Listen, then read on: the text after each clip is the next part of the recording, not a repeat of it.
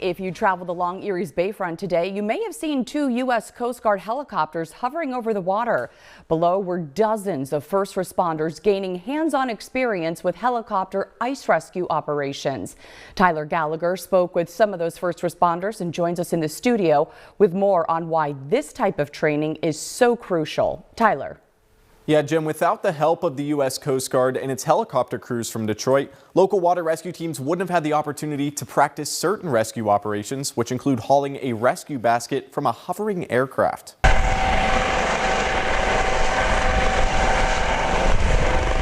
It's not every day you get to see a Coast Guard helicopter over Lake Erie and Presque Isle Bay, let alone two.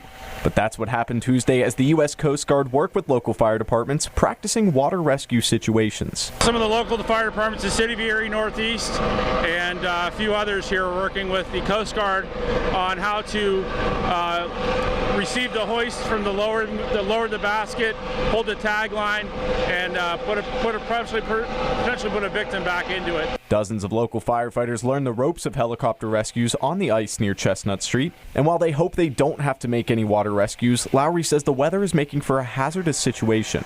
Now, Tuesday's training actually comes at a pretty good time. It's getting warmer here in Erie. I can finally be out here without a big puffy winter coat on, but the ice is starting to break up, which means ice rescues could be more common.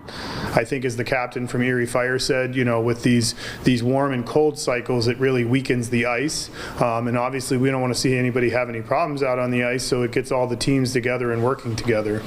Just 2 days ago, the U.S. National Weather Service in Cleveland released an advisory urging people to stay off the ice with those rapid freeze and thaw cycles. But some ice fishermen were still out on the ice Tuesday evening, even as some parts of the lake are thawing. And if someone were to fall in, Skrekla says local first responders will be at the ready. Obviously, Erie County is kind of vast and it all runs along the lake shore, but when there's calls on the water, you know, everybody works together. So we don't get enough opportunities to train together. So if the Coast Guard's willing to provide that training, everybody jumps on the opportunity.